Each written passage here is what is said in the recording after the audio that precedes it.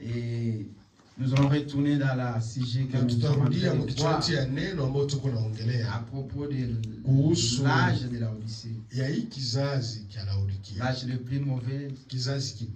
Mais pour vivre cet âge, il faut bien comprendre l'âge. Il faut bien comprendre quel est le prophète que Dieu a envoyé cet âge pour te sauver, pour t'apporter la parole. Et il faut savoir aussi quels sont les signes, quelles sont les choses, quels sont les esprits qui tournent tout autour de la vie. C'est pour cette raison, ce matin, nous continuons et nous allons parler de Laodicée. Et nous allons parler des signes de Laodicée.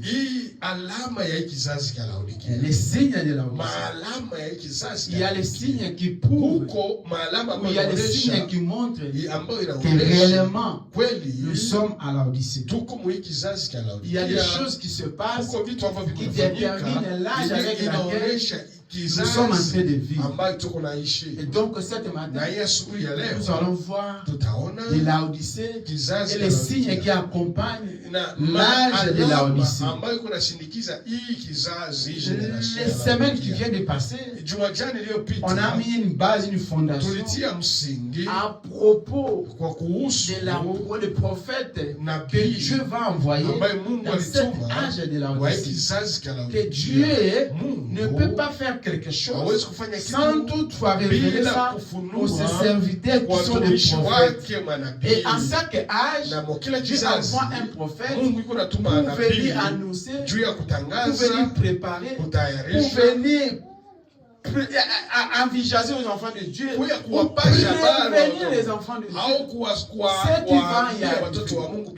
Et nous sommes à l'âge de Laodicée. Qu'est-ce que signifie Laodicée? Laodicée signifie c'est la fin. La fin des générations. Il n'y a pas une autre génération après Laodicée. Il n'y aura pas une autre vie, une autre saison après Laodicée. Il n'y aura pas une autre étape après Laodicée. Ce qui va suivre Laodicée, c'est le millénium après l'éternité. Maintenant, si tu n'écoutes pas la parole, si tu n'es pas enseigné à ces choses, tu vis seulement dans l'ignorance, tu vas continuer à commettre les choses qui ne correspondent pas à la parole, tu vas continuer à faire les choses qui n'est pas dignes à la parole, et ces choses-là vont t'amener en enfer. Parce que tu n'as pas bien compris que tu es à la fin, et quand on est à la fin, on se prépare. À la fin, on se prépare. C'est comme quelqu'un qui est finaliste, qui veut terminer les études. Quand il veut terminer les études, la chose qui va suivre, c'est aller chercher du travail, être maintenant spécialiste dans les domaines qu'il a fait pendant 3, 5, 6 à 10 ans à l'école. Maintenant, pour terminer, il y a des préparations. Tu dois te préparer. Tu dois bien lire. Parce que tu auras un moment arrivé, tu vas défendre ce que tu avais appris à l'école. Il y aura des juristes qui seront là. On va te mettre là devant eux pour défendre ce que tu avais appris. C'est pour cette raison. Là, il a dit que nous frère, tu dois te préparer. Tu dois te préparer. Parce qu'il y aura des juges. Il y aura des gens qui seront devant toi. Qui vont commencer à te poser des questions. Est-ce que ça, tu n'as pas écouté? Est-ce que ça, tu n'as pas écouté? On t'a pas enseigné, on t'a pas dit ça. Pourquoi tu n'as pas laissé? Pourquoi tu n'as pas suivi le chemin de la vie éternelle? Tu n'auras pas les réponses à donner parce que tu avais écouté. Toi, tu ne passeras pas à la jugement. Toi, tu seras directement condamné parce que tu avais écouté. Mais tu avais mis l'ignorance. Il n'y aura pas quelqu'un qui viendra pour te dire encore, retourner encore à l'école pour aller apprendre encore. C'est le moment, c'est maintenant, c'est aujourd'hui que tu dois apprendre et tu dois appliquer ce que tu apprends, ce que tu écoutes. Si tu l'appliques pas, ma sœur, si tu l'appliques pas, mon frère, ça sera trop tard ce jour-là. Le jour-là viendra. Les enfants de Noé, le temps de Noé, les gens ne savaient pas. Mais Noé parlait pendant 122 ans. 122 ans. Noé parlait. Mais les gens prenaient ça en ignorance. Noé, mais le jour-là sera quand? Noé savait que ce jour-là viendra. Ce jour-là viendra, mon frère. Ce jour-là viendra, ma sœur. Arrange ta vie. Soyez en conformité avec Dieu. Écartez les mauvaises choses dans ton chemin.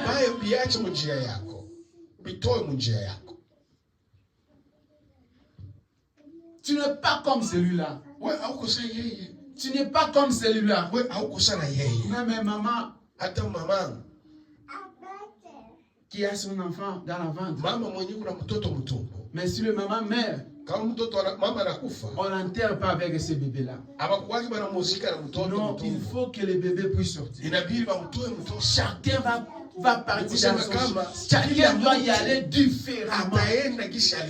Ma soeur, mon frère, chacun va partir différemment. La Bible dit, même deux seront dans le même lieu. Comme les gens de ce monde nous disent que 1 plus 1 égale à 1. Mais ce jour-là, 1 plus 1 égale à 2. Parce que ce jour-là, vous serez deux dans le même lieu. Mais une va partir, l'autre va rester. Arrange ta vie. Nous sommes à la Odyssée. Nous sommes à la fin. Tu écoutes ça chaque jour. Mais tu n'arrives pas à mettre ça en pratique. Tu n'auras pas encore, il n'y aura pas le temps de retourner encore à l'école. Il n'y aura pas le temps encore pour qu'on puisse t'enseigner. Mais il y aura le jugement qui sera devant toi. Et cet jugement, toi tu ne seras pas jugé. Parce que tu avais écouté. Tu as écouté, mais tu n'as pas mis ça en pratique. Toi tu seras condamné directement. Il n'y aura pas le temps de te juger. Mais il y aura directement la condamnation pour toi. Tenez-nous debout. Aujourd'hui, nous allons voir les signes qui accompagnent la Odyssée.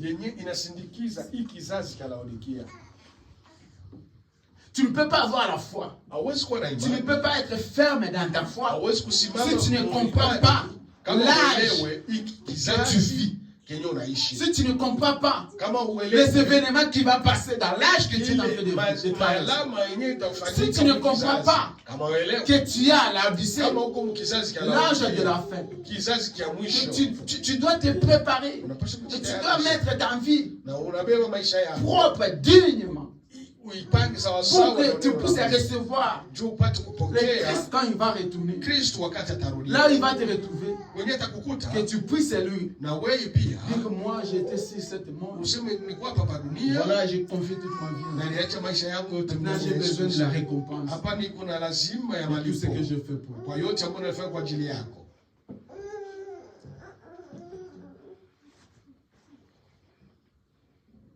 Vous allez remarquer que la Odyssée,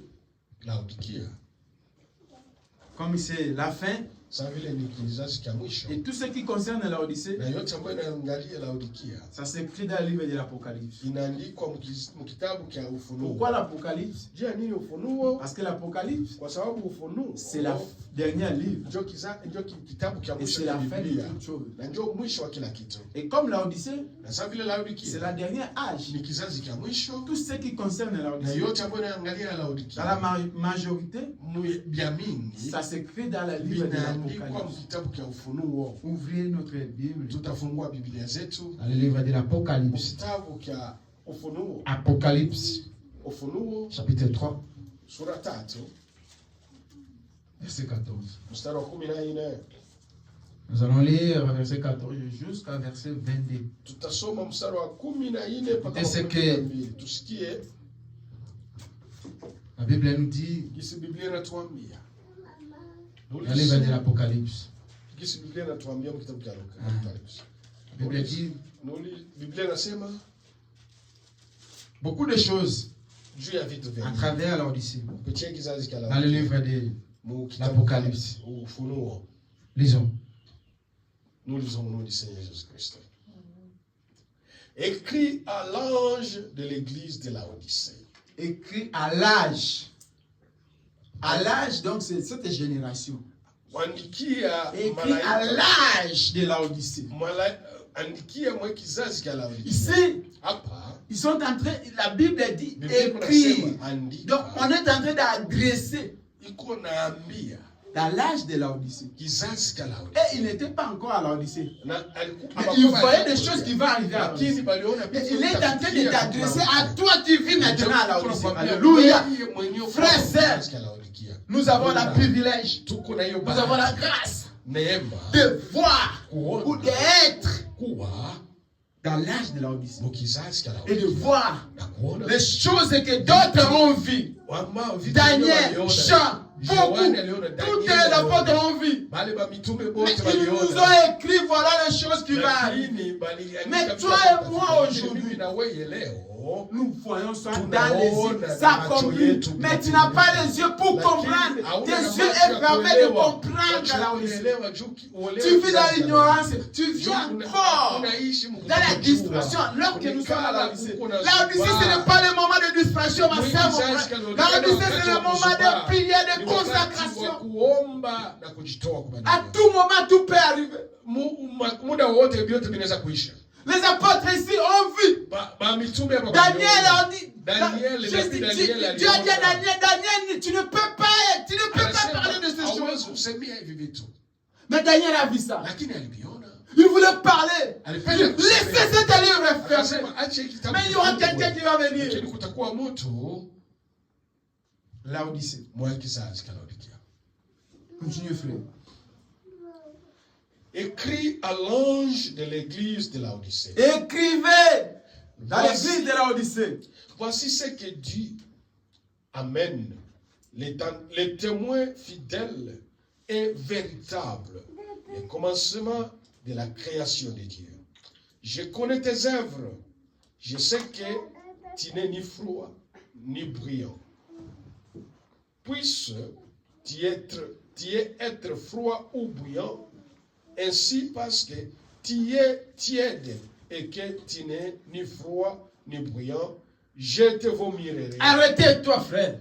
La Bible dit, alors que tu es ni froid, ni brillant, je vais te vomir. C'est vrai. Ce matin, la Bible te dit, comme tu n'es ni froid ni chaud. Un chrétien qui ne connaît pas sa position. Un croyant qui ne sait pas s'identifier. Aujourd'hui chrétien, demain païen. Aujourd'hui chrétien, demain tu le vois dans les débauches, demain tu le vois dans les hôtels, demain tu le vois dans les bars. La Bible dit que Dieu va te vomir. Dieu va te vomir. Parce que tu es ni chaud ni froid. Ma soeur, mon frère, il faut s'identifier. Tu dois chercher là où tu dois te mettre. Où tu es chaud, tu restes avec la parole. Quels que soient les épreuves, les problèmes, la souffrance, tu demeures à la parole. Où tu es froid, et tu continues avec le monde. Mais comme toi tu es ni froid ni chaud, Dieu va te vomir. C'est pour cette raison. Vous voyez les chrétiens aujourd'hui devant des problèmes. Il n'arrive pas à se soutenir. Il n'a pas la protection de Dieu. Il n'a pas la protection du diable. Où es-tu? Quelle est la position que tu as? Nous sommes à Laodicée. Dans Laodicée, tu dois avoir une position. Soit tu es avec Christ, tu es ton combat, ton soutien, ton protecteur. Soit tu es dans le monde. Où est toi? Quelle position que toi tu es, ma sœur? Dans quel côté toi tu es? Continuez, frère.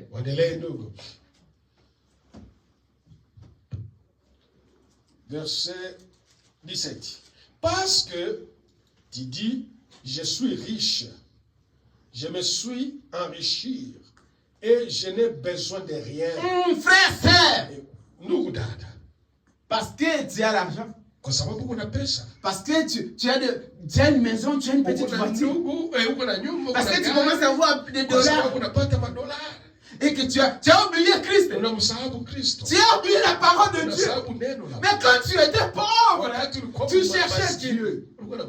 Quand tu étais encore dans la difficulté, tu étais le premier appelé. Frère, est-ce qu'aujourd'hui on peut pas aller à l'église? Est-ce qu'on peut pas prier aujourd'hui? Et maintenant, parce que tu as des petites pièces de monnaie, tu penses que tu as la vie éternelle. La vie éternelle n'est pas basée par l'argent. La vie éternelle, la bonne vie, n'est pas basée avec des petites monnaies. Je vais vous dire une chose. Je me suis rencontré avec une famille qu'on était avec et là-bas au soleil. Dans un magasin. Moi, je ne l'ai pas vu. Mais eux, ils m'ont vu. Et son mari m'a approché. On a oublié, tu es devenu. Tu as eu des poids, tu es devenu. J'ai la paix, j'ai le Seigneur Jésus. Ce n'est pas l'argent qui donne la paix. Mais celui qui donne la paix, c'est le Seigneur Jésus. Celui qui donne la santé, c'est le Seigneur Jésus. Quand tu as Jésus à toi, tu as la santé, tu as la paix. Ce n'est pas en travaillant du lundi à lundi, le premier au 30, que tu auras la vie éternelle, tu auras toute chose de cette monde. La paix, la santé, la joie, c'est Dieu qui donne. Quand tu as Christ, tu as la paix, tu as la santé, tu as la tranquillité. Mais si la Bible a dit, c'est parce que tu as une petite, tu as eu l'argent et tu abandonnes, tu oublies. Tu oublies que nous sommes à l'Odyssée. Quand tu cherches à Christ, c'est seulement quand les choses ne marchent pas. Dieu va te vomir. On ne cherche pas Dieu quand seulement on est dans les besoins. Mais on cherche Dieu même dans l'abondance. Maintenant, comme toi, tu as des petites billets. Tu penses que maintenant, ta vie a changé et que tu as réussi.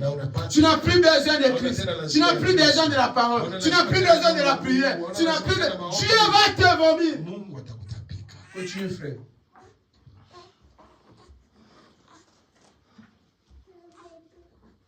Verset 18.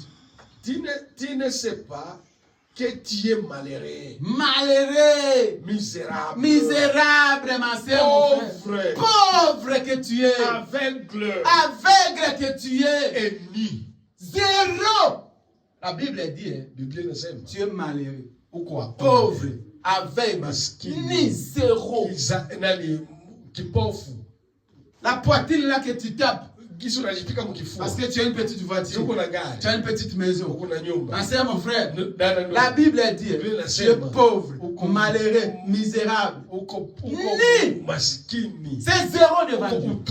Si Dieu veut t'arracher seulement le souffle de vie, s'il veut te frapper seulement dans une maladie, tout ce que tu penses que tu as, tu vas regretter. Tu vas chercher Dieu. Tu vas commencer à prier. Dieu, pourquoi tu m'as abandonné? Parce que tu ne t'es pas ni chaud, tu ne t'es pas ni froid. Et c'est pour cela que Dieu t'a vomi. Frère, nous sommes à l'Odyssée. Identifiez-toi. Dans quel côté, dans quelle face tu veux suivre. Tu veux être chaud, sois chaud. Tu veux être froid, sois froid. Tu veux être avec le monde, reste avec le monde. Nous avons géré jusqu'au bout. Quelles que soient les épreuves, quels que soient les manquements, quelle que soit la souffrance, quelle que soit la maladie, quelles que soient les épreuves, nous serons avec eux. Nous avons choisi notre camp. Quel est le camp que toi tu as choisi? Quel est le parti que toi tu as choisi? De quel côté toi tu te situes? Il faut t'identifier. Un chrétien qui ne connaît pas, qui ne sait pas sa foi. Il est là au monde d'une église, demain, après un mois, vous le voyez. Il ne connaît pas sa foi. Il ne connaît pas s'identifier. Il ne sait pas l'importance de la parole de Dieu dans sa vie. Je préfère fuir le travail et venir écouter la parole. Je préfère avoir des points et des moins points au travail, mais de venir à la maison de Dieu. Parce que si Dieu ne me donne pas la santé, si Dieu ne me donne pas la force, je ne pouvais pas aller chercher les petits billets. La Bible dit, tu penses que tu as des petits monnaies et que tu as reçu, tu es nul, tu es pauvre, tu es zéro. Tu es rien. Et c'est où c'est la Laodicée? Un chrétien qui ne connaît pas l'importance de l'âge avec lequel il vit. L'âge le plus mauvais. L'âge le plus mauvais, frère. C'est l'âge de la Laodicée. Répétez le verset 16. Continue, commencez à verset 16. Écoutez ce que la Bible dit. Et le verset 16.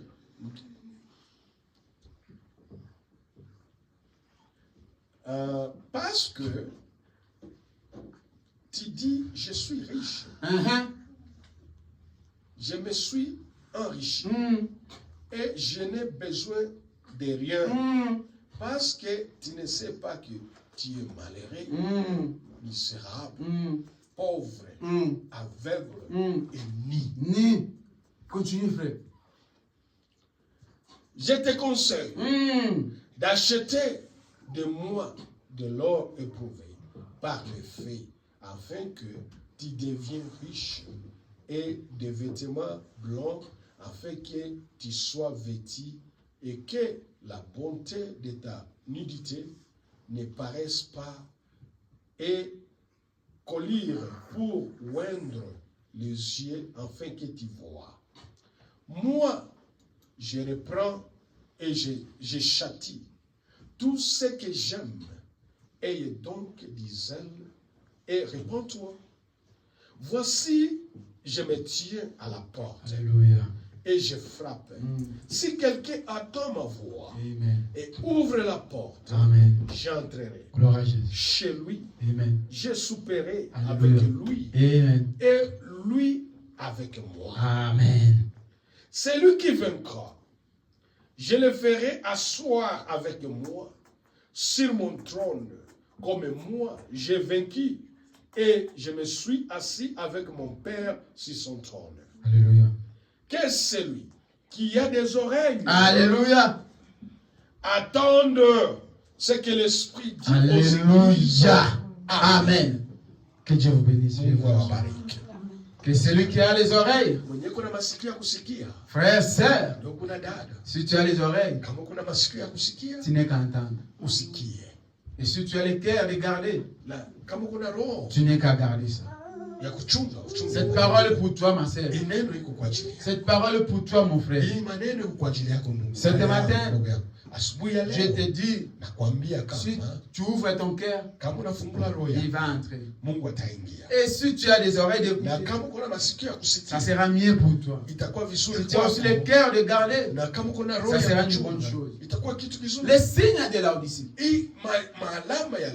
Quand tu vois un frère, quand tu vois une sœur, quand tu vois un chrétien qui se glorifie, qui commence, quand vous vous rencontrez, quand vous commencez à parler de ces projets, de ces choses, de ce que tu es en train de réaliser, de ce que tu peux avoir. Si tu as l'esprit de Dieu, en toi tu le dis, mon frère, ma sœur, tout ça c'est bien. Mais est-ce que tu penses que nous sommes à l'Odyssée? Et que tout ça c'est rien, c'est nul. Nous devons chercher d'abord les Seigneurs. Quand tu vois quelqu'un te prétendre dire non, je fais ça, comprendre qu'il n'a pas l'esprit de Dieu. Il ne comprend pas l'Odyssée. Il ne sait pas que nous sommes à la fin. Nous sommes au temps de préparation. Nous ne sommes pas au temps de se vanter de ce que nous avons, de ce que nous voulons accomplir sur cette terre. Mais nous sommes au temps de chercher le Saint-Esprit. Nous sommes au temps de chercher Christ. Nous sommes au temps de chercher le Saint-Esprit en nous. Nous sommes au temps de vivre la parole à nous. Nous sommes au temps de la prière chaque temps dans ma vie. Que la prière puisse dominer ma vie. Vous allez voir un frère, il sert. Il était rien là. Il voulait tourner chercher Dieu. Il faut seulement d'avoir des petites monnaies d'argent. Il commence à se positionner un peu. Il commence à goûter, à ne pas écouter les conseils, à ne pas écouter la parole de Dieu. Il pense qu'il a réussi. La Bible a été dit dans le livre de l'Apocalypse. Tu es zéro. Tu es pauvre et tu es misérable. Tu es malheureux. Tu n'as rien, ma sœur. Il n'y a rien. Que toi, tu peux taper ta poitrine et dire que j'ai gagné sur cette terre. Mais s'il y a quelque chose que tu peux taper ta poitrine, que je peux avoir réussi dans cette terre, savoir le Saint-Esprit, savoir l'Esprit de Dieu. Parce que nous sommes à la Odyssée. Nous sommes à la fin. Et la plus grande chose que tu peux dire que j'ai reçu, c'est le Saint-Esprit à toi. Ce n'est pas l'argent. Ce n'est pas du travail. Ce n'est pas le projet. Ce n'est pas la maison des enfants. Non, la voiture, tout ça, c'est rien. La chose que tu peux taper ta poitrine. Oh, j'ai réussi. Quand tu as le Saint-Esprit, ma soeur, quand tu as le Saint-Esprit, mon frère, dis-toi que j'ai réussi. Dis-toi que je suis heureux, car Christ est en moi. Mon cœur, Dieu habite. Mon cœur, le Seigneur habite. J'ai Christ en moi. Et comme Christ est en moi, j'ai la vie éternelle. J'ai la vie éternelle en moi. Le signe de la Odyssée. Nous allons lire encore. 1 Timothée.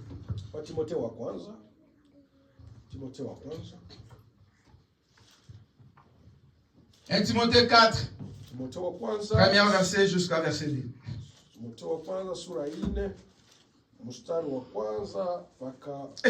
Toi, tu n'as pas encore reçu le Saint-Esprit, tu veux taper la poitrine que j'ai reçue. Tu commences à bouder la parole de Dieu. Les chrétiens qui commencent à bouder la parole de Dieu. C'est, tu es ce que tu es là, c'est Dieu qui t'a fait grâce. Frère, tu peux avoir le pain là que tu as, ou tu peux être ici en Amérique, c'est grâce à Dieu. C'est Dieu qui t'a fait grâce. Être ici en Amérique, avoir un petit rien que tu as là. Il n'y a rien de spécial que tu as. C'est rien que la grâce de Dieu. Mais pourquoi tu peux taper ta poitrine? Humilie-toi. La Bible a dit tu es nul. Ce n'est pas parce que tu as de petites monnaies d'argent, tu as des pièces d'argent et que tu as reçu. Non. Tu es nul, tu es zéro. Tu es misérable. Rabaisse-toi. Cherchez que Dieu puisse être dans ton cœur, dans ta vie. Le Saint-Esprit puisse être en toi. C'est ça la chose que tu peux te glorifier. Et tu peux être heureux. Tu peux remercier le Seigneur. Oh Dieu, je te bénis parce que tu m'as donné le Seigneur. Maintenant tu te glorifies. Parce que tu as des monnaies, des pièces. Tu as une petite voiture. Tu es rien, tu es misérable, ma soeur, mon frère. Tu es pauvre. 1 Timothée. Mstari wa sura 4 mstari wa kwanza mpaka wa pili. Tasoma jina la Yesu. Nous lisons dans le nom de Jésus-Christ. Timothée 4, premier verset jusqu'à 2. Mais l'Esprit dit expressement que dans le dernier temps, quelques-uns abandonneront la foi pour s'attacher à des esprits séducteurs et à des doctrines des démons, par hypocrisie des faux docteurs portant la marque de la flétrissure dans leur propre conscience. Amen. Amen. Amen. La Bible dit, car, tant de la beaucoup. Mais pourquoi toi tu te soucies? Pourquoi tu te tracasses? La Bible est claire. La Bible dit, tant de la fin, beaucoup abandonneront leur foi. C'est sec. Quand moi je vois des choses s'accomplir, que la Bible a dit, je me dis que je suis dans la vérité. La Bible dit, au temps de la fin, les croyants abandonneront la foi. Il n'a pas dit les païens, il a dit les croyants. Oh.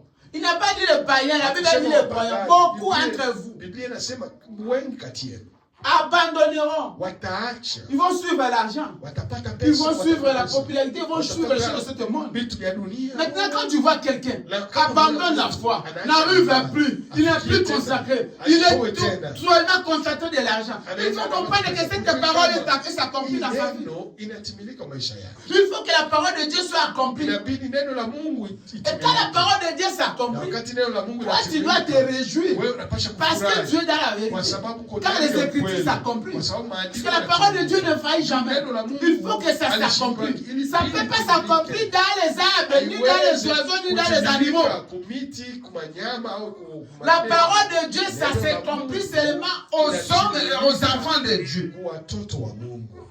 Quand il est écrit, au temps de la fin, les croyants, beaucoup entre vous abandonneront. Maintenant, quand beaucoup abandonnent, toi, ta foi doit croître. Que les Écritures s'accomplissent et moi, je dois être accroché pour que moi aussi, je ne puisse pas abandonner.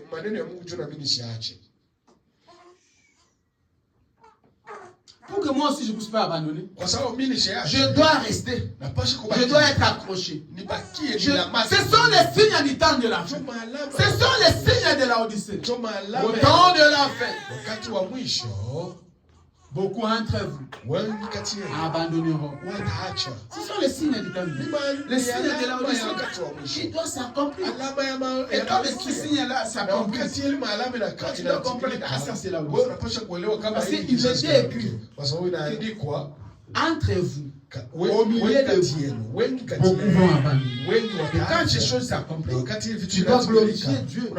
Père, nous te remercions pour ce que tu avais, pour ce que tu avais promis. Ça s'accomplit dans mes vies. Maintenant, la chose qui va suivre, toi, tu dois rester fidèle. Tu dois rester ferme. Seigneur, ne laisse pas aussi que cet esprit puisse se m'attaquer. Parce que ce sont les signes de l'Odyssée. Ce sont les esprits de l'Odyssée. Ce sont les choses qui vont accomplir. Ils vont s'accomplir dans l'Odyssée. Et quand ça s'accomplit, toi, ta foi doit croître. Et tu dois rester fidèle. N'attendez pas à avoir des millions de personnes. Parce que la foi est individuelle. Au temps de la fin, au temps de l'Odyssée, la foi ne sera pas croître dans la vie des chrétiens, mais la foi va commencer à diminuer dans la vie des chrétiens. Et quand moi je vois les choses comme ça, ça commence. Quelqu'un qui n'a rien à faire, quelqu'un qui préfère rester dans sa maison, au lieu de venir écouter la parole, qui préfère aller chercher des dollars du 1er au 30, au lieu de chercher Christ. Alors que la Bible dit que toi qui penses que tu peux avoir de petits argent dans ta vie, tu es misérable. Quand moi je vois ces choses s'accomplir, quand moi je vois ces choses, que l'Odyssée est en train de faire attirer les enfants de Dieu, de faire sortir de la parole, de faire éloigner de Christ. Quand moi je vois ça s'accomplir, je dois rester fidèle. Les signes de l'Odyssée. Les gens aimeront l'argent. Les gens aimeront le monde. Et la Bible dit qu'ils sont misérables. Et la Bible a dit encore, dans le livre de Timothée, la Bible a dit qu'au temps de la fin, beaucoup au milieu de vous vont abandonner la foi. Et moi je vois ça.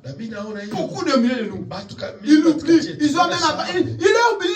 Ils étaient chrétiens, ils étaient croyants, comme toi et moi. Ils aimaient la parole. Mais l'Odyssée l'a attrapé. L'Odyssée est en train d'attraper chacun de nous. Il faut que tu puisses avoir la puissance et la force pour vaincre l'Odyssée. L'Odyssée est en train d'attraper chacun de nous. Elle est en train d'arracher la foi et la parole dans nos cœurs. Et moi, je ne suis pas surpris quand je vois ces choses s'accomplir. Hier, je parlais avec un pasteur, un grand pasteur, un homme de Dieu, qui a une église là où on a commencé. On a commencé cette église avec 2 personnes. Moi, j'étais la 3e personne. Maintenant, c'est une église de 500 personnes. Et on parlait hier avec lui. Il dit, mon frère, mais ces choses que nous voyons aujourd'hui, dans nos églises, d'avoir les 5 000, 10 000 personnes, est-ce que ces gens aussi vraiment comprennent la parole? Est-ce qu'ils ont vraiment l'esprit de Dieu? Ou bien ils sont seulement le figurant ou le spectateur? Parce que dans l'église des frères Branham à lui-même, alors que là-bas en Amérique, vous êtes des milliards et des millions de personnes. Frère Branham avait seulement 400 ou 300 personnes. Mais nous, aujourd'hui, dans nos églises, vous voyez 5 000, 10 000, 15 000 personnes. Est-ce que ces gens-là sont vraiment les enfants de Dieu? Ils viennent vraiment pour aller au ciel? Ou bien ils sont seulement les figurants? Nous ne voulons pas les figurants. Nous voulons les enfants de Dieu qui vont aller au ciel. Je veux que je puisse venir ici et prêcher qu'ils aient sa vie change et qu'un jour ils puissent aller au ciel. Que de prêcher des millions de personnes. Des incrédules. Que déjà l'Odyssée a déjà attrapé. L'Odyssée a déjà attrapé. Quand tu es en train de poumonner aux gens que l'Odyssée a déjà attrapé. Je préfère prêcher une seule personne qui va s'accrocher à la parole, qui va s'attacher à la parole, qui va respecter la parole et qu'un jour va aller au ciel. Et que de prêcher des millions de personnes qui sont déjà attrapées de l'Odyssée. Alors que la parole dit, au temps de la fin, beaucoup d'entre vous, au temps de la fin, beaucoup d'entre vous abandonneront la foi. Mais cet esprit de millions de personnes, est-ce que ce sont vraiment les gens qui ont l'esprit de Dieu, qui comprennent pourquoi ils sont venus à l'église, ou ils sont seulement des figurants, ils sont venus seulement pour perdre leur temps, pour chercher les problèmes dans les églises, pour chercher les guerres, la séparation, les incompréhensions. Ou vient vraiment pour chercher le ciel. Quelqu'un qui est venu chercher le ciel. Sa comportement, sa conduite sera conformément à la parole parce qu'il a le Saint-Esprit. Mais quelqu'un qui vient à l'église seulement pour chercher des problèmes. Celui-là n'était pas venu chercher Dieu. Il n'était pas venu chercher le ciel. Il est venu chercher des problèmes. Et moi je préfère avoir 2 ou 3 qui ont le Saint-Esprit, qui ont l'Esprit de Dieu, qu'on puisse aller lentement et silencement jusqu'à la vie éternelle. L'esprit de l'Odyssée. Les signes de l'Odyssée. C'est quoi les signes de l'Odyssée? La Bible a dit la première signe que les gens aimeront l'argent. Ils penseront qu'ils sont riches. Ils sont heureux. Alors que la Bible dit tu es misérable, tu es pauvre. La deuxième signe de l'Odyssée. Beaucoup d'entre nous abandonneront la foi. Et ça sera, nous le voyons accompli dans nos yeux. Les frères et sœurs, ils étaient des brillants frères, des brillants sœurs qui aimaient, qui glorifiaient Dieu. Aujourd'hui, ils sont restés avec la parole dans la bouche. Mais ils pratiquent plus la parole. Frères et sœurs, si tu ne manges pas, tu ne seras pas gros. Tu n'auras pas la force de vaincre le diable. Si tu ne manges pas, tu ne vas pas aller travailler. Si tu ne manges pas, tu n'auras pas la force de crier devant le diable. Et toi qui ne manges pas la parole, à combien plus fort ton âme est devenue plus petite et réduite dans les miettes. Parce que ton âme ne mange pas. Comment toi tu fais manger ton corps, mais tu ne peux pas manger ton âme? Et tu dis que tu es fort. Tu n'es plus fort. L'Odyssée t'a attrapé. Tu es déjà à l'Odyssée. L'esprit de l'Odyssée est entré déjà en toi. Tu es détruit à l'intérieur de toi. Parce que tu ne manges pas la parole. La parole de Dieu, la mange. Comme tu manges chaque jour pour nourrir ton corps. Tu peux aussi manger la parole. La foi vient en écoutant. La foi ne vient pas en restant tranquille, en ne pas manger, mais en écoutant. La force vient en mangeant les semoule. Si tu ne manges pas Bougari, tu n'auras pas la force. Mais si tu ne manges aussi pas la parole de Dieu, tu n'auras pas la force. Donc tu es déjà attrapé dans l'Odyssée. L'esprit dans l'Odyssée est à toi. Tu es détruit, ma chère. Tu es détruit, mon frère. À l'intérieur de toi, il n'y a plus Christ. Tu es seulement resté comme un figurant. Infigurable. C'est pour ça, sois fier ma soeur. Sois fier mon frère, toi qui continues encore à manger la parole et qui reste fidèle à la parole. Sois fier de toi, Christ t'aime et Christ a besoin de toi. Le signe de la Odyssée. Matthieu.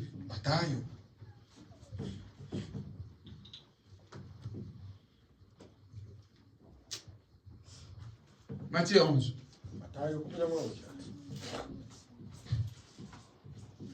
Les signes de la Odyssée. Il y a plusieurs signes de la Odyssée.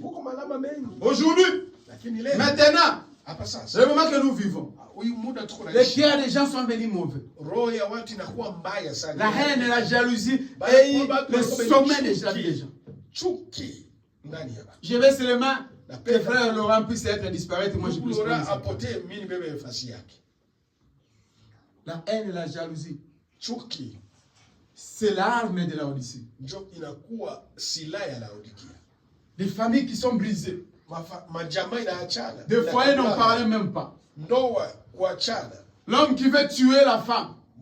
La femme qui veut tuer l'homme. Ce sont les signes de la Odyssée. La méchanceté. Les serviteurs de Dieu qui se mettent des poisons. Frère, tu n'as même pas vraiment une petite honte, une petite même de prendre les poisons pour mettre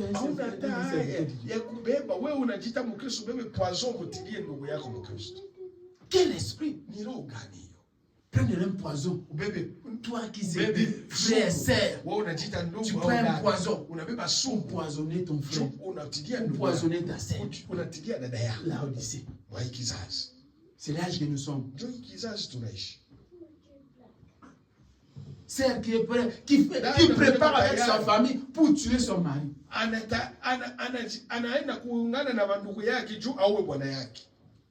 Que la Bible dit 1 plus 1 est égal à 1. La personne qui t'a épousé, qui t'a pris dans sa famille. Et toi, tu complotes avec ta famille pour venir le tuer, pour rester avec la richesse. Est-ce que toi, tu resteras éternellement? La Odyssée. L'âge le plus mauvais. La guerre partout au monde. Vous pensez que ces guerres-là, c'est quoi? C'est la Odyssée. Tout ce que vous voyez aujourd'hui, vous pensez que c'est quoi? C'est la Odyssée. L'âge le plus mauvais que toi et moi nous vivons. L'amour n'est pas. Il n'y a plus l'amour. Il n'y a plus l'amour. Chacun pour soi, chacun dans son monde.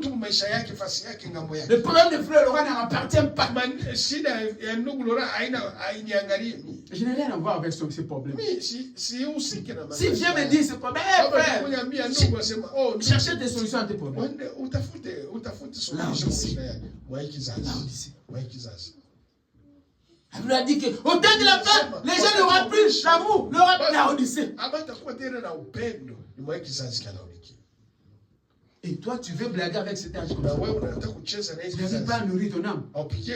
Tu n'arrives pas à écouter la parole. Tu n'arrives pas à faire manger ton esprit. La Odyssée t'a déjà attrapé. Tu es déjà attrapé dans le piège de la Odyssée. Tu es déjà dans la Odyssée. Les signes de la Odyssée. C'est tout ce que nous voyons aujourd'hui. Ce sont les signes de la Odyssée. Un chrétien qui va aller chercher les marabouts. Un chrétien qui a écouté la parole. Un frère du message. Une sœur du message. Qui a écouté le message. Mais à cause d'une épreuve, il a voulu aller consulter les sorciers, les marabouts. C'est quoi la Odyssée? Le signe de la Odyssée. Est-ce que c'est cet frère vraiment? Partez vraiment à l'église. C'est un chrétien du message. Oui, il était un chrétien du message. Mais il est allé consulter les marabouts. À cause d'une épreuve, à cause d'un problème, à cause de l'argent, à cause de mari, à cause de toutes ces choses. C'est quoi Laodicée? Les cœurs des gens sont venus très mauvais.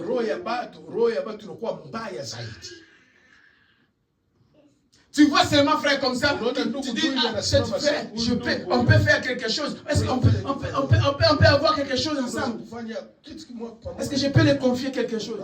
Essayez seulement. Comment il va détruire ça? Celui qui fait ça, c'est un frère.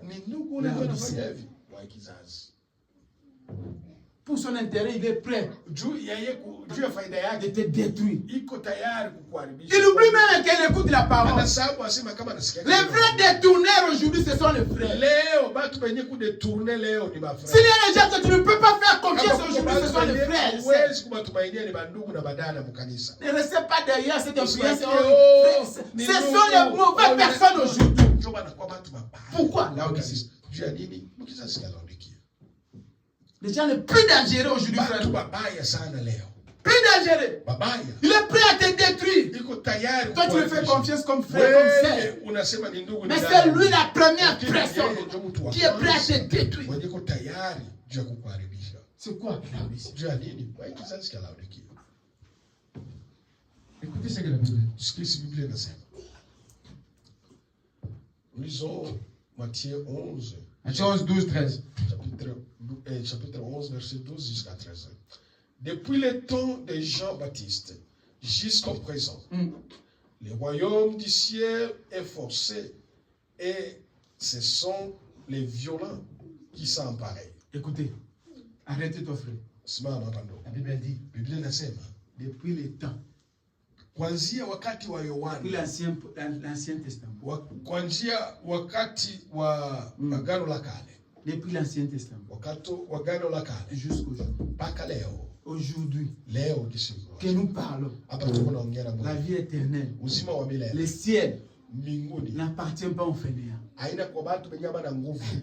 Frère, ndugu na dada. Tant qu'ils pensent que non. Moi, mon a été écrit. Non, la Bible a dit. Depuis l'Ancien Testament jusqu'aujourd'hui, le ciel, l'éternité, la vie éternelle, ça appartient aux violents. C'est qui les violents? Les gens qui se sacrifient. Les salis.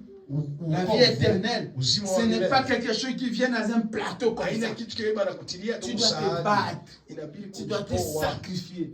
Frère, quels sont les sacrifices que toi tu fais pour que Christ puisse être à toi, pour que tu puisses recevoir les Saint-Esprit? Quels sont les efforts que toi tu fournis? Quels sont les efforts que toi tu fournis? C'est comme un kilo, même pour prier, 5 minutes, c'est difficile. 5 minutes, c'est difficile pour prier. Mais tu veux avoir la vie éternelle. Les frères n'en parlent même pas. Les raisons, c'est seulement des fatigue.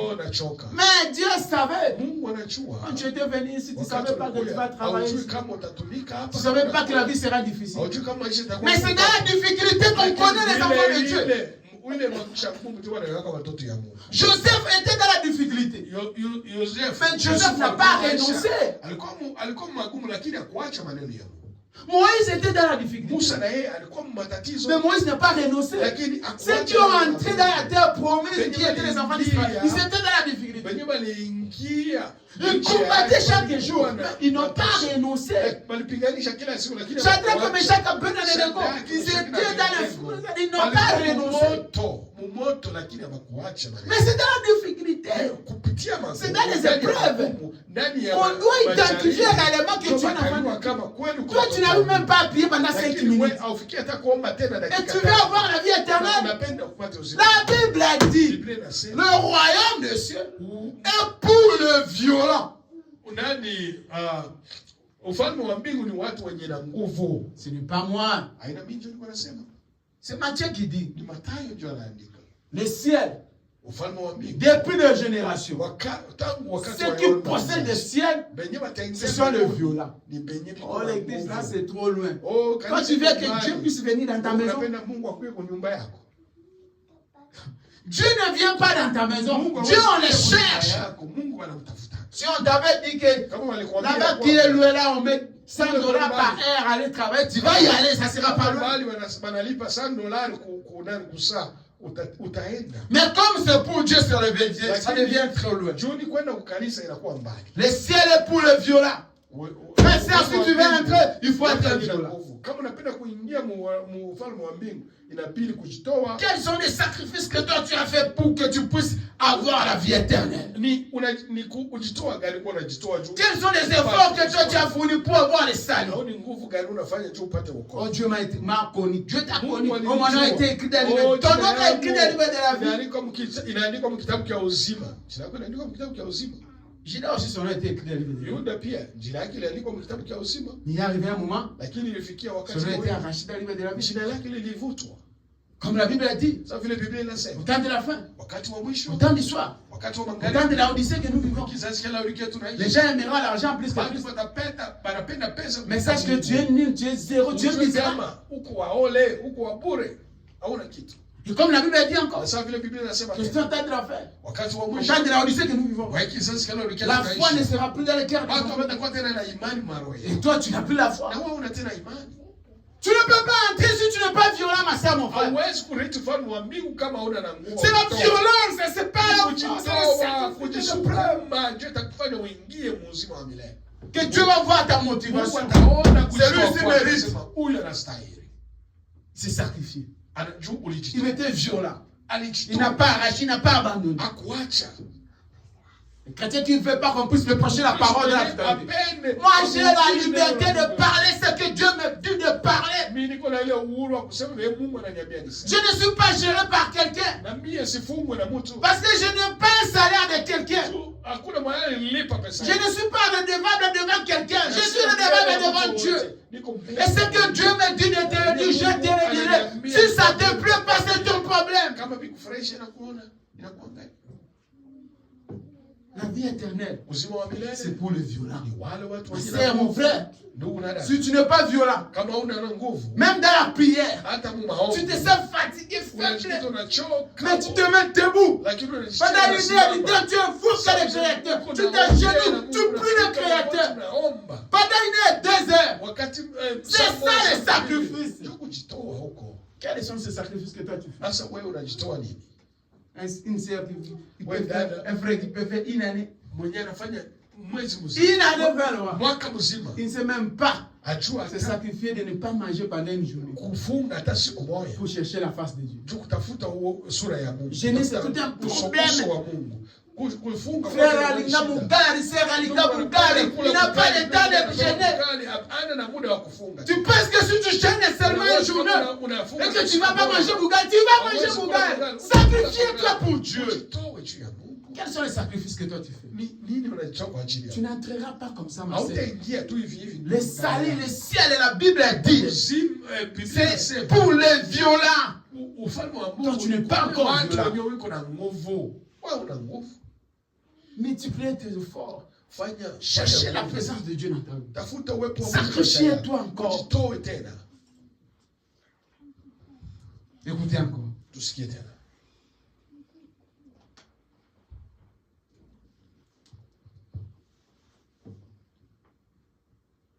Prenez Malachie, frère. Prenez Malachie. Malachie 3, premier verset jusqu'au verset 10. Malachie, sura 3. Malachie, sura 3, mstari wa kwanza. Frère n'est pas violent, sœur n'est pas violent. Les chrétiens aujourd'hui sont devenus des paresseux, des faibles dans l'esprit, dans la spiritualité. Il a pris la motivation. Il a pris la violence, il a pris la zèle, tout ça, ce sont les signes de l'Odyssée. Tu es devenu tellement faible. Tout ça, ce sont les signes de l'Odyssée. Tu te poses la question, comment tu es devenu trop lourd? Quand tu commences à se sentir lourd dans la présence de Dieu, dans la prière, parce que tu as attrapé de l'Odyssée. L'Odyssée est déjà entrée en toi. Il commence à te détruire. Quand tu commences à sentir prier, c'est tout un problème. Allez même à l'église, là, n'en parlons même pas. C'est seulement l'argent qui t'intéresse. La Bible dit, l'argent là qui t'intéresse là, c'est nul, c'est zéro, tu es misérable, pauvre.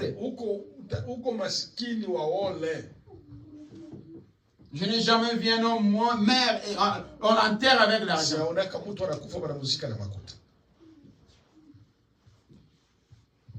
Malachie. Malachie 3, premier verset jusqu'à 10. Voici, j'enverrai mon messager. Alléluia. Il préparera le chemin devant moi et soudain entrera dans son temple. Le Seigneur que vous cherchez, est le messager de l'alliance que vous désirez. Voici, il vient, dit l'Éternel des armées. Qui pourra soutenir les jours de sa venue? Qui restera debout quand il paraîtra? Car il sera comme le feu, Alléluia. fondeur, comme la potasse des frelons. Amen. Amen. Frère et sœur, est-ce que toi tu seras encore debout? Oui. Est-ce que toi tu seras encore prête? La Bible dit, qui restera debout? Qui sera prête? Est-ce que toi vraiment, la Odyssée t'a déjà pris? Est-ce que toi tu es prêt, tu seras prêt, tu seras debout? Celui qui est prêt, qui est debout, c'est celui qui garde encore la zèle. Christ ou rien. Christ ou rien. Est-ce que toi, tu seras encore debout? Tu es déjà attrapé de la Odyssée. Les signes de la Odyssée sont déjà entrés dans ton foyer, dans ta maison, dans ta vie. Ce qui t'intéresse pour toi, c'est l'argent. C'est le travail, c'est les enfants, c'est les maisons, c'est les voitures. C'est tout ce qui plaît aujourd'hui. De grands projets. Chaque jour tu dors, tu te réveilles avec des projets. Est-ce que toi tu es debout dans la foi? Est-ce que tu es debout dans la parole? La Odyssée. Et derrière toi, où tu as le Saint-Esprit à toi, les signes de la Odyssée. C'est ce que nous voyons aujourd'hui. Tout ce qui s'accomplit aujourd'hui. La mort est devenue comme quelque chose de rien.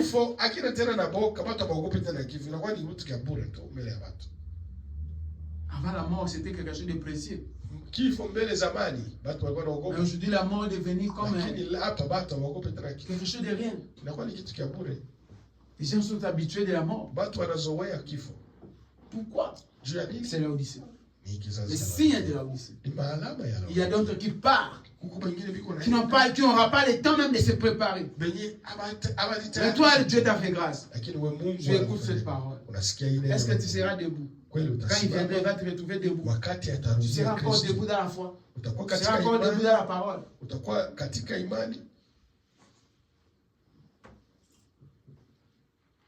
Écoutez ce que frère Branham dit. Dans les brochures,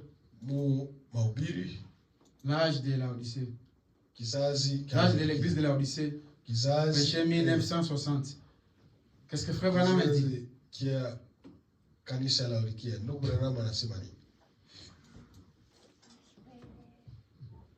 Nous sommes à l'âge de la Odyssée. La Odyssée aujourd'hui, nous le voyons dans nos yeux. Et nous avons eu la grâce de le voir. Et nous avons aussi la privilège de nous préparer pour vaincre la Odyssée. La seule façon de vaincre l'Odyssée, c'est de rester fidèle et ferme à la parole. Je préfère fouiller le travail. Je préfère fouiller le travail, mais de venir écouter la parole.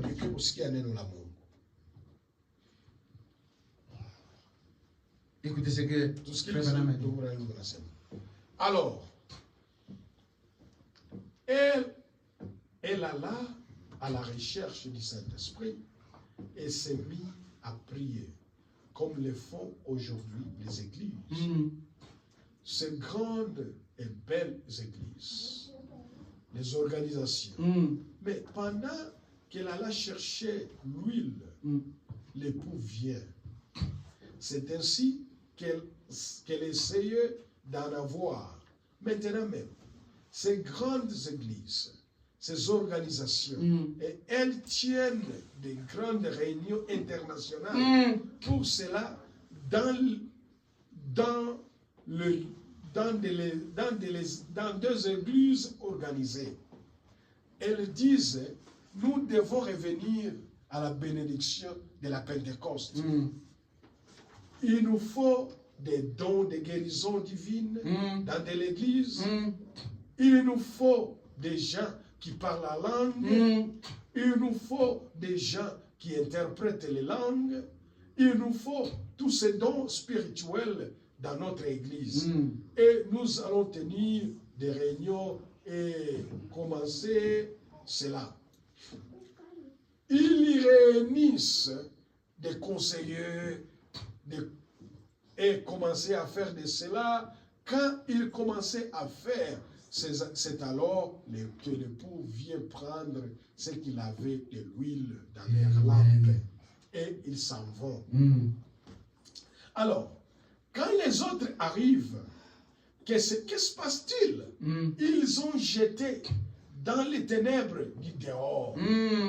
La période de la grande tribulation. Alléluia. Il y aura des pleurs et des gémissements. Alléluia. Et des glissements de dents, tandis que l'épouse est au ciel. Alléluia.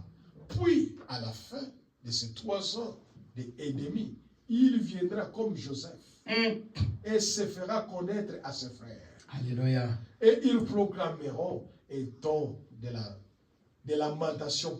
lamentation partout. Et ils diront, leurs familles se prépareront et ils pleureront en disant, d'où te viennent ces cicatrices? Continue. C'est la fin. D'où te viennent ces cicatrices? Donc nous allons lire Malachie 4, premier verset jusqu'à 6. Malachie 4, mstari wa kwanza mpaka wa 6. Frère Branham dit, Ndugu Branham anasema, au moment où ils seront dans la dispersion, ils voient ces choses. Au moment où les gens sont dans la dispersion, c'est le moment où l'épouse viendra pour prendre les enfants et pour aller avec eux. Alors que toi tu es encore dans la dispersion de ce monde. Alors que toi tu oublies que nous sommes à la Odyssée. Alors que toi tu oublies que nous sommes à la fin. Alors que toi tu es encore dans les plaisirs de ce monde. Alors que toi tu vois encore l'argent. Alors que toi tu vois encore les projets. Alors que toi tu vois encore les choses de ce monde. C'est le moment que Christ vienne pour prendre les enfants de Dieu et pour repartir avec eux. Et ceux qui seront dans la dispersion, et qui vont rester, et qui vont traverser la tribulation. Malachie 4, 1 jusqu'à 6. C'est par là que nous allons terminer. Car voici les jours viennent. Les jours viennent ardents comme une fournaise. Tous les habitants, et tous les auteurs et tous les méchants seront comme du chaume. Amen. Le jour qui vient les embrassera, dit l'Éternel des armées, et ne leur laissera ni racine ni rameau. Mais pour vous qui craignent mon nom, pour toi qui crains, il a dit voici les jours viennent. Il y aura le feu. Il y aura de puissants problèmes qui vont se passer sur la terre. Il y aura des choses qui vont se passer. Comme nous le voyons aujourd'hui dans l'âge de la guerre partout dans le monde. Le feu, le problème, la pauvreté, la misère partout dans le monde. Mais vous qui craignent, qui respectent, qui écoutent, qui marchent avec Dieu, continuez frère. Mais pour vous qui craignent mon nom s'élèvera le soleil de la justice. Amen. Il y a une promesse. Il y a une promesse pour toi, ma sœur. Il y a une promesse pour toi, mon frère. Le soleil de la justice s'élèvera pour toi. Pas pour un incrédule. Pas pour un incrédule. Pas pour quelqu'un qui ne craint pas Dieu. Mais pour toi qui respecte, qui était obéissant, qui avait l'esprit de Dieu, il y aura le soleil de la justice. C'est qui le soleil de la justice? C'est le Seigneur Jésus-Christ. C'est Dieu Tout-Puissant. Le soleil de la justice. Il se révélera pour toi et rien que pour toi. Ma soeur, mon frère, c'est le moment de Jésus-Christ. Quand toutes ces choses viendront, que le soleil de la justice puisse se lever pour toi, et puisse combattre pour toi et te donner la victoire. Que Dieu vous bénisse. Tenons-nous debout. La parole est sortie. Les signes de la Odyssée. Les signes de la Odyssée. Tout ce qui se passe aujourd'hui, ce sont les signes de la Odyssée. Mais la Bible dit, quand le problème viendra, quand les difficultés viendront, quand toutes ces choses viendront, toi sœur, toi frère, qui est délaissé, qui se sent abandonné, que les gens se moquent de toi. Toi frère, le soleil de la justice. Alléluia. Qui est le soleil de la justice? C'est le Seigneur Jésus-Christ. Il se lèvera pour toi, pour ta faveur. Ma soeur, mon frère, le soleil de la justice ne se lève pas, ne prend pas les pas de quelqu'un qui ne respecte pas la parole. Quelqu'un qui est arrogant, orgueilleux. Quelqu'un qui ne donne pas Dieu sa place dans son cœur. Le soleil de la justice ne se révélera pas pour il se lève pour celui qui craint Dieu, celui qui vit la parole, celui qui marche avec Christ, celui qui obéit à la parole. Cette personne-là, le jour-là, le soleil de la justice sera devant lui. Il combattra pour toi. Tu ne passeras pas dans la souffrance. La parole de Dieu ne faillit jamais. Aujourd'hui, prends ça comme une histoire. Comme les gens de Noé prenaient comme une histoire. Aujourd'hui, prends ça comme une histoire. Mais il y aura un jour, cette histoire sera réelle. Ça va s'accomplir. Dieu ne faillit jamais. Ce qui était écrit, c'est ce que nous voyons aujourd'hui. Il y a des gens qui ont vu la Odyssée. Et aujourd'hui, nous accomplissons la mission. Il y aura un jour, le soleil de la justice va apparaître pour combattre, pour protéger ceux qui ont marché dans la crainte et la vie de la parole de Dieu sur cette terre. J'aime Jésus.